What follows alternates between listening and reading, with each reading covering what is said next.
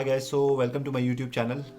Guys, so आज मैं एक सीरीज़ स्टार्ट करने वाला हूँ चेक बाउंस के केसेस के बारे में, बिकॉज मैं एक एडवोकेट नहीं हूँ, मैं कोई लीगल रिप्रेजेंटेटिव नहीं हूँ। तो मैं ये दिखाना चाहता हूँ आपको कि I had been through a few cheque bounce cases last year as a complainant. I filed a few cases and मैं आपको ये बता सकता हूँ कि एक्चुअल में केसेस में क्या होता है और प्रैक्टिकली आपको ये केसेस करने चाहिए। या बहुत सारे लोगों के मन में क्वेश्चन होता है कि जजेस किस तरह से एटीट्यूड होता है जजेस का इन केसेस की तरफ, क्योंकि आई थिंक बहुत सारे लोग ऐसे होते हैं जिन्होंने कभी, बिकॉज नॉर्मल मेंटालिटी क्या है इंसान की, हम ये चाहते हैं कि हम कोर्ट में ना ही जाएं।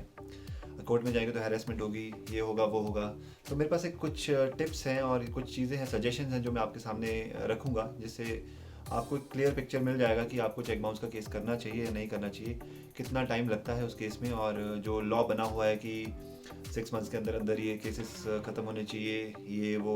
तो एक्चुअल में ये कितना प्रैक्टिकली चलता है, और आपको एडवोकेट्स से डील करने में भी क्या चीज़ों का ध्यान रखना पड़ेगा, वो मैं आपसे शेयर करूंगा। तो दोस्तों, सबसे पहला पॉइंट मैं आपसे जो शेयर करना चाहता हूँ वो है कि आप जब भी चेक बाउंस का केस करें, जब आपका लीगल नोटिस चला गया, लीगल नोटिस आप किसी के थ्रू भी भिजवा सकते हैं। लीगल नोटिस में कुछ चीज़ों का ध्यान रखना है कि आपको सिंपल सिंपल शब्दों में जितने आपके पैसे बनते हैं, what ever the amount you need from the accused, आपको वो सारा का सारा लिखना है वहाँ पे। और आपको उसमें स्पेशली मेंशन करने की कोई ज़रूरत नहीं है कि कब लिए, कैसे लिए, क्या क्या आपके पास प्रूफ्स पड़े हुए हैं। लीगल नोटिस में सिंपली आपको लिखना होता है कि आपके पास आपने चेक लगाया था किसी लीगल लायबिलिटी के अगेंस्ट, और उस केस में उस चेक में आपके जो चेक बाउंस हो गया, और आपको जो भी आपके पैसे हैं विद इन 15 डेज जो है वो एक्यूज जो है आपको दे दे।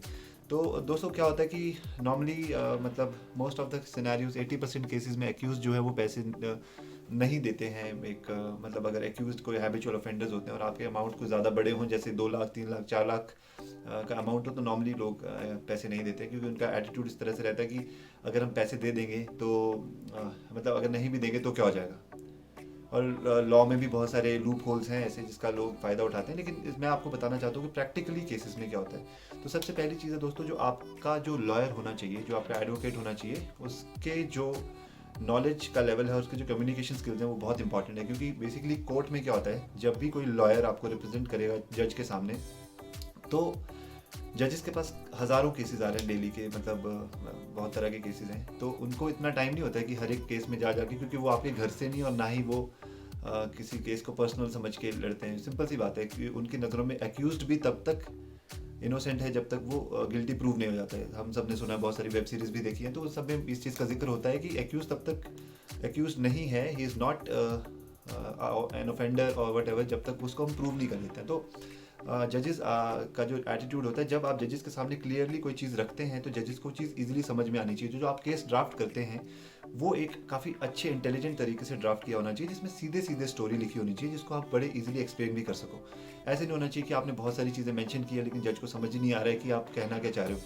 कि आपने कभी पैसे लिए थे, उसने थोड़े से लुटाए, थोड़े से नहीं लुटाए, फिर आपने उसको फ़ोन किया, उसने नहीं बताया, ये किया वो किया, इतनी सारी कहानी डालने की जरूरत नहीं। आपको सीधा सीधा मेंशन करना होता है कि आपकी इस चीज़ के रेलिवेंट जो पैसे हैं वो आपको चाहिए, और आपने लीगल नोटिस भेजा था। लीगल नोटिस भेजने के बाद जब आपको एक्यूज ने ना तो कांटेक्ट किया ना तो पैसे लिए, आप या फिर कांटेक्ट भी अगर लीगल नोटिस में उसने डिनाई किया है कि आपको कोई पैसे नहीं देने, तो उस केस में आपने ये जो चेक बाउंस का केस है फाइल किया है।